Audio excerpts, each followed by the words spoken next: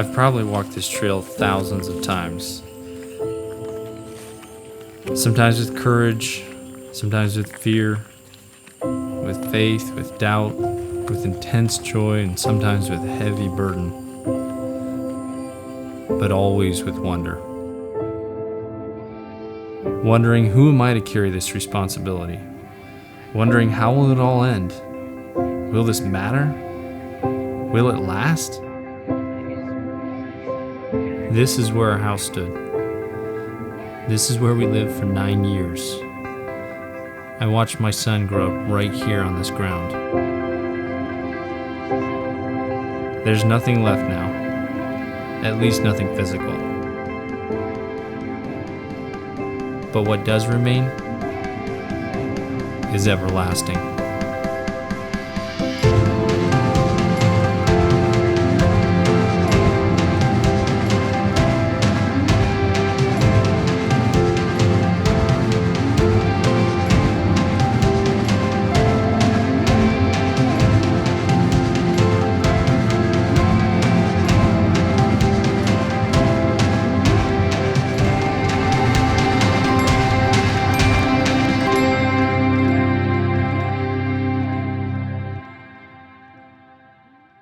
Brooks Buser was the firstborn of a young couple in 1976. Brad and Beth had met at a missionary training center and would soon depart for the mysterious country of Papua New Guinea. Brooks was a toddler when his family moved into a remote area of the primitive jungle to reach a tribal group called the Etedi.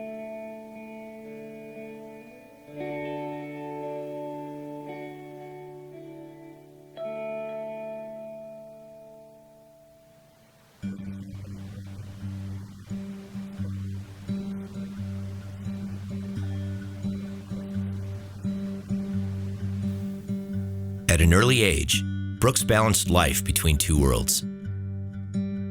Spending childhood days exploring uncharted jungle with his native friends, and being flown away to the mission boarding school for months at a time.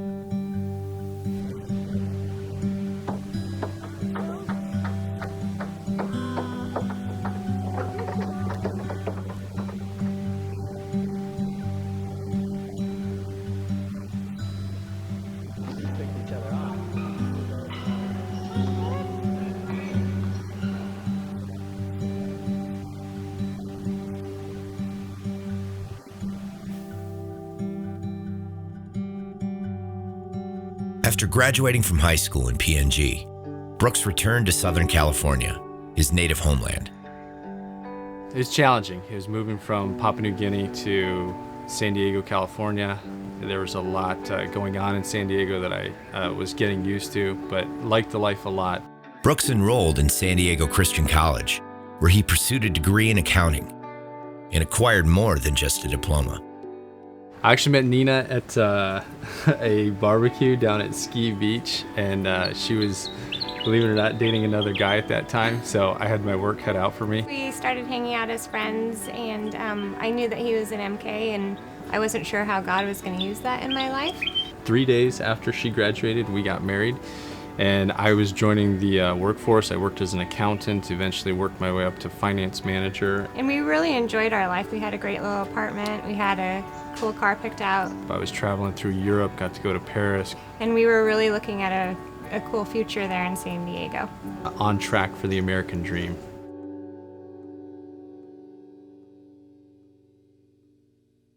But their hearts were stirred when they traveled back to PNG to visit Brooks' family, still working in the Etedi tribe.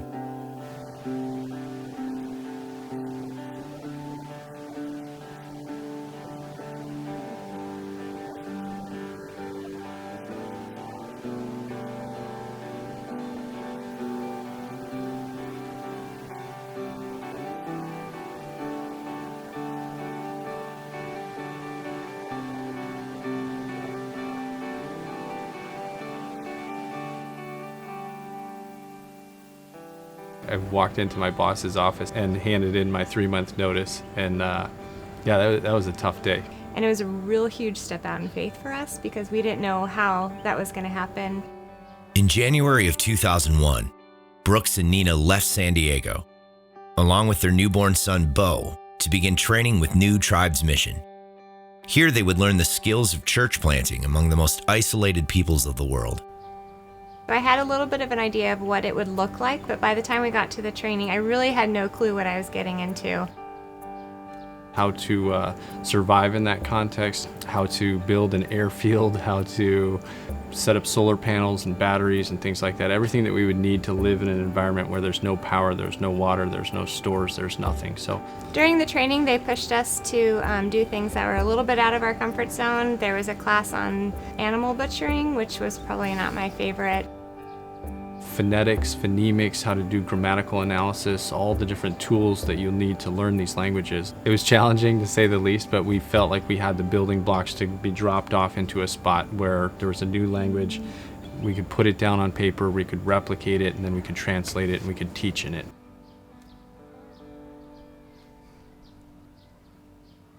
With the training completed, they began developing partnerships with churches that would provide the physical and spiritual support to sustain them overseas. The next phase is raising support to go to the field, and I think that's one of the hardest parts. Being in the workforce and being able to kind of dictate how much income you're going to have based on your work ethic. To step into the non-prof side where you're raising support, man, there's very little. Yeah, we had no money. Basically, we were living month to month, and God was providing every single month exactly what we needed. So when people give to us every single month, we know what it means and what they're sacrificing, and that just helps increase your faith. We could always look at God's faithfulness, and that would move us forward into the next challenge. For me, it wasn't necessarily going to another culture. It was leaving all our family behind and not knowing when we're going to see them again.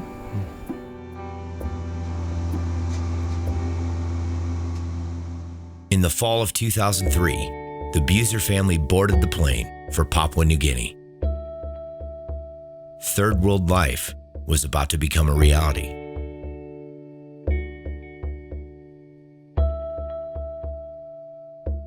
It was a little bit intimidating, stepping off the plane into the rush of heat that meets you at the door. I remembered a lot of it from when I was a kid, but it was a different feel because as an adult with a wife and a son, it was a little more stressful thinking about being out there and how our family was going to function in this environment.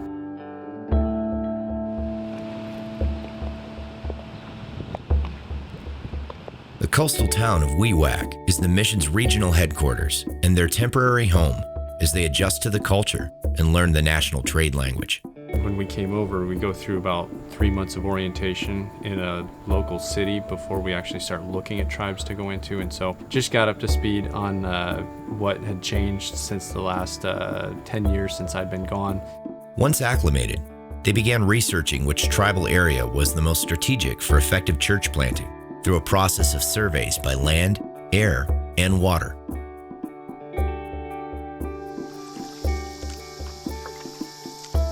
There were tribes that had been sending letters in asking for missionaries. And we put all these different tribes up on the board, and our teammates and us, we looked at it, and we eventually settled on 2 tribes. The day of the survey that we were going to actually fly out and go to the one tribe, that airstrip was flooded, so we changed right there, and our second option was Yembe Yembe. We're here on the Salome River, and we're stopped for, we've had a little engine trouble. We're probably about an hour and a half away from Yembe Yembe, and we'll be telling them that we're going to be coming to be their missionaries. So we're all pretty excited about that, but this is our canoe, and we're just hoping it makes it.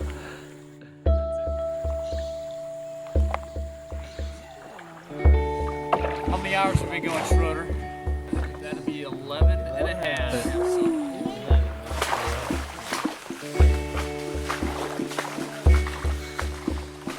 We had to fly in, canoe, and hike for about 5 hours, but we got there, and we ended up going to Yembe Yembe that day.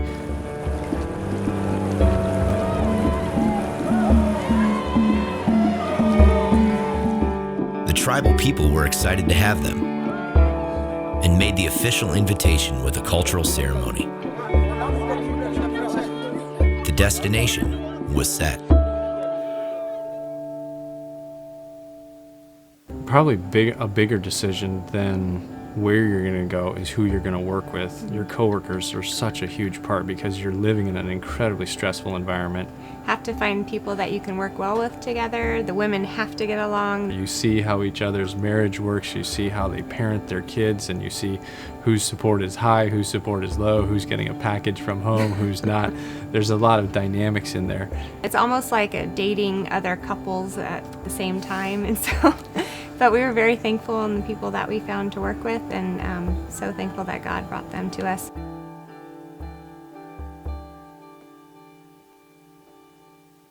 With partners Tony and Tara Sutton and Tim and Courtney Chanterre, they assembled materials and supplies for the permanent move into the jungle village. In the summer of 2004, the Yembe Yembe tribe would become their home.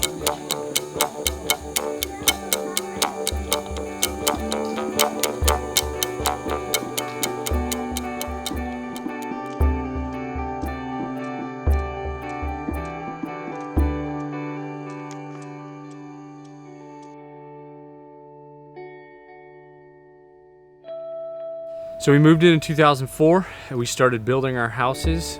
It was livable, but it was basically just a box with screen wire and no stove, no nothing. We had solar panels and batteries. That's how we got power for our laptops, and a little two-way radio to communicate with our base.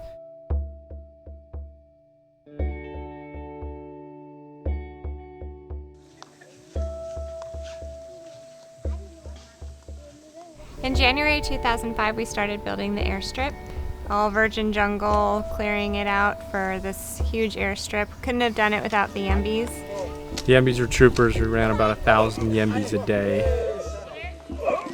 Stage 3, we got to take these stumps out, ranging from this little one to that monster over there. Stage 3 is probably going to be the most difficult stage.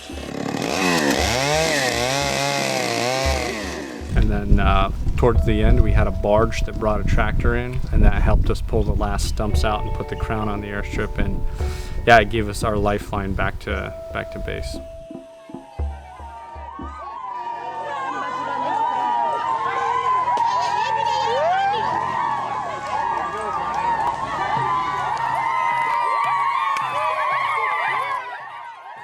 Having overcome the major physical obstacles, it was time for the team to begin assimilating into the Yembe way of life.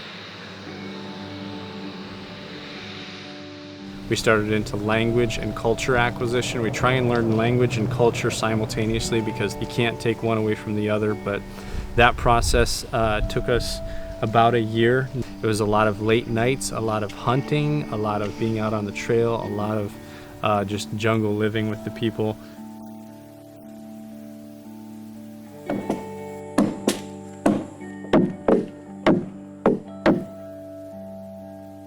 Yeah, the calluses on our feet got a lot thicker. We learned how to throw a spear, how to hunt pigs, how to get out in the canoes, how to basically live like a Yembe in their environment.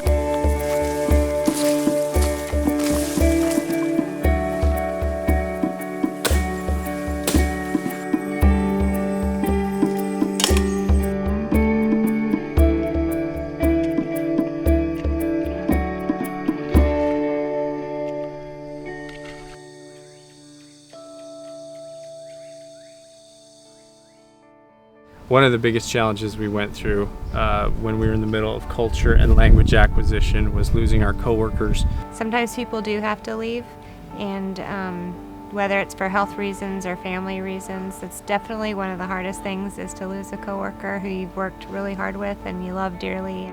Losing the Suttons increases the two couples' dependence on each other, their supporters at home, and mostly on God for the perseverance to reveal His love to the Yembes.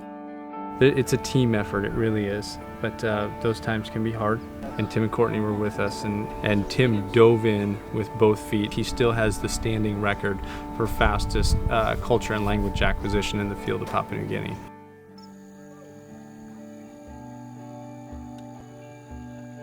The biggest thing with learning language is being with people, and if you're with them when they're doing what they do, they open up to you and you get to learn so much more. Some people would come up every day for a little Band-Aid, but I think it was more just to hang out and talk. So that was a really neat way to get to know them too. You're learning the language and you're learning the culture, and you're seeing these things that are really handicapping these people. Women in pregnancy not being allowed to eat certain things, men that were not allowed to hunt when they were mourning for somebody else because they were scared the spirit would come after them at night.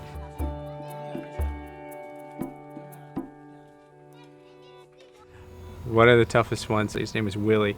He was dying, and we actually got our team together, and we decided that we didn't know the language and culture well enough, but we had to do something. I was furthest along at that point, and so I was sent over to try and communicate with him in my botched, horrible language skills that I had at that point.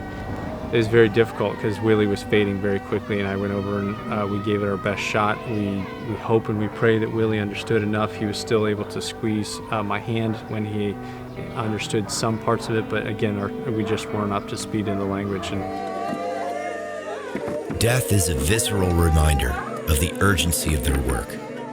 And finally, after achieving fluency in the language and culture, they can begin to effectively communicate the message. Before we got to the teaching, we started literacy. One of the things that we really wanted them to do was whatever we taught them, they needed to see it for themselves. They needed to read it for themselves and understand it. We had to come up with an alphabet because it had never been written before, so we wrote out an alphabet that they could understand, attached the sounds to the symbols, walked them through literacy, and literacy really was the gateway to the teaching because it built up our credibility that what we said we were going to do, we actually did, that the things that were on paper, that they could actually read the paper, and the paper, they would say the paper talks back to them.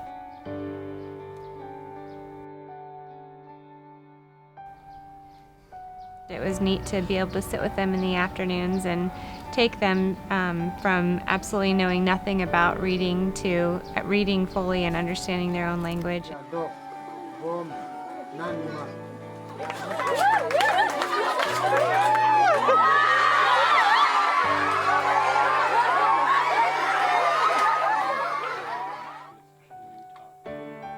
In January of 2008, we started the Adam to Christ teaching, the creation to Christ teaching is really an effective method for getting an animistic people group all the way through and helping them understand those Old Testament principles.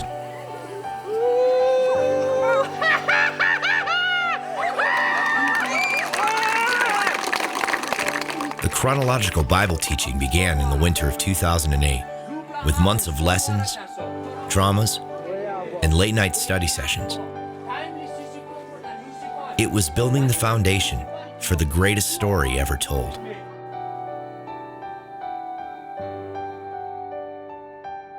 Finally, we got to the life of Christ, and we hit on the major stories, and we were able to present the gospel in the middle of April. The day of the teaching, I'll never forget for as long as I live. And we saw a rainstorm off in the distance, and we were scared to death that this storm was going to come through, and half of our audience sat outside the teaching house. So we knew that we'd lose half our audience, and we saw this rainstorm coming, and it kept coming, and we were teaching, and we got to the death, we got to the burial, and right about the resurrection, the rainstorm came, but I'll never forget it. The rainstorm split, and half of it was on this side, half of it was on this side, but the actual teaching house, we didn't, nobody there got wet, and even the Yembis were looking around going, this is kind of weird. So it was just a neat thing that God did. And at that point, we believe we had about 50, 60 people that understood on that day what Christ had done for them, and the Yembi Church was born.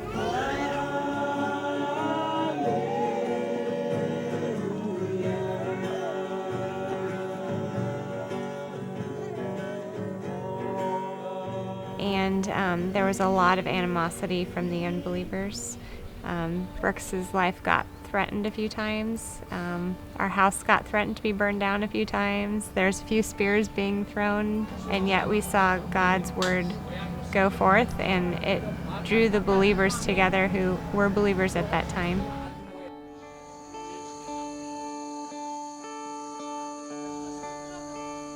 And just that purifying effect of persecution, and if you were on the fence one way or the other, you couldn't afford to be. It was too painful. You were either totally in or you were totally out. And short term, that really hurt. It was really difficult watching people get threatened as they were getting baptized, the first communion, seeing half the pews floating down the river as people were taking communion.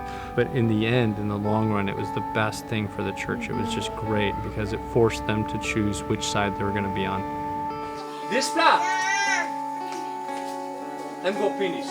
This flap. He got way out. He got way. The two major critical portions of translation are comprehension checking, making sure that what you're writing is actually understood, and content checking, making sure that what's really in the Bible actually makes it in the translation.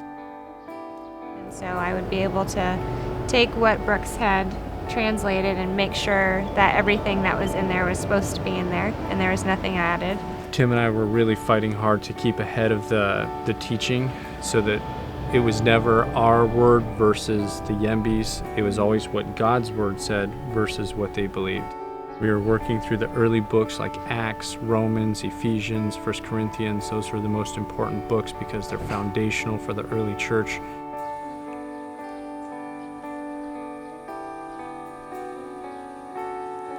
Getting those books translated, it took a lot of time. We were up as early as possible, 4:30 in the morning, working till at least 6 o'clock at night. Seeing books finished was really exciting. I remember one of the funnest times is when we got to the halfway point, when we'd actually translated half the New Testament, and we handed this book out, instantaneously accepted by the Yembis. They started reading it. We had a guy that actually claimed he read through it in about 2 weeks. And we couldn't imagine what it would be like when we actually could hand them the full New Testament and they would have the whole thing. We don't go in with the intention of living there forever and ever. We go in there to work ourselves out of a job. So whether in the beginning you're hammering nails in a house, you don't just do it all yourself. You give your friend a hammer and they help with you.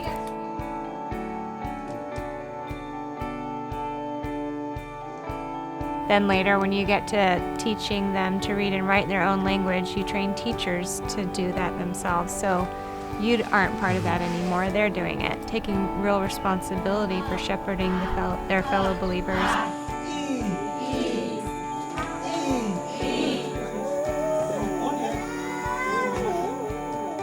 Working the Yembis into the role of being the full-time teachers, the elders, the disciplers, while we're discipling them at the same time, but putting our energy into the translation because that would be the lasting tool that they would need to carry on into the future, and because we wanted to leave a church that could stand on its own. It wasn't just about translation, it wasn't about literacy, it wasn't about medical, it wasn't about airstrips, it was about seeing a church left behind. After 9 years, the moment has come. The missionaries have phased out of the tribe, leaving a church body with trained pastors for a new generation. The last step is providing them with a Bible in their native tongue. This occasion is honored by a dedication that brings hundreds of native believers, neighboring missionaries, and even supporters from back home. It's a celebration of heavenly proportions. I wanna hear the music play. I wanna hear the trumpet sound. I wanna hear you call my name and watch my feet lift off the ground. I'll be run, oh, and I won't quit chasing your heart, just like David did. I'll come running through the gates, look into your face, oh, I can hardly wait until you carry my soul away. I used to wonder, what am I doing here? Will this matter? Will it even last?